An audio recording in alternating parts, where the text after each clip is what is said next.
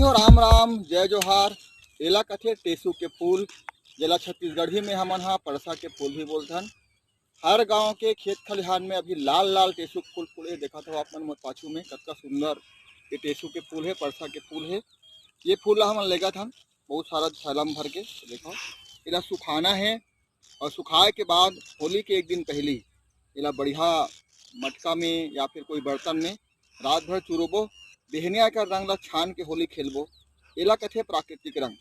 आप सबसे निवेदन है परसा फूल इकट्ठा करो अपन घर के आसपास ले और लइका मन सन प्राकृतिक रंग खेलो।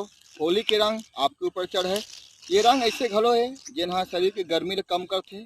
ये रंग में नहाए से बहुत अकन फायदा भी होथे। और सबसे बड़े खास बात यह है कि हाथ गोड़ में का रंग हा लगे नहीं। दूसरा बात यह है कि ये परसा के फूल हा कई प्रकार के चर्म रोग ला घलो दूर करथे।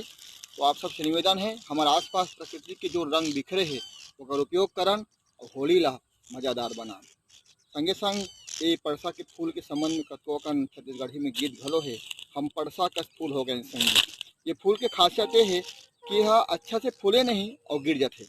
वैसे मानव जिंदगी घलो है, कब गिर जाही कोई ठिकाना नहीं है। तो परसा के फूल बड़ा संदेश घलो देते हमन ला। तो फूल के उपयोग करन और मस्त रहन। आप सबला राम राम जय जोहार। संगवारी हो परसा फूल के पत्ता के मोदा रोटी बना जाथे, एकर पतरी भी बनाए जाथे और एकर जो पत्ता के रस मोटा रोटी में आथे ओकर टेस्ट बड़ा गजब रथे। तो मोटा रोटी बना के एकर पत्ता के उपयोग घलो अपन कर सकते।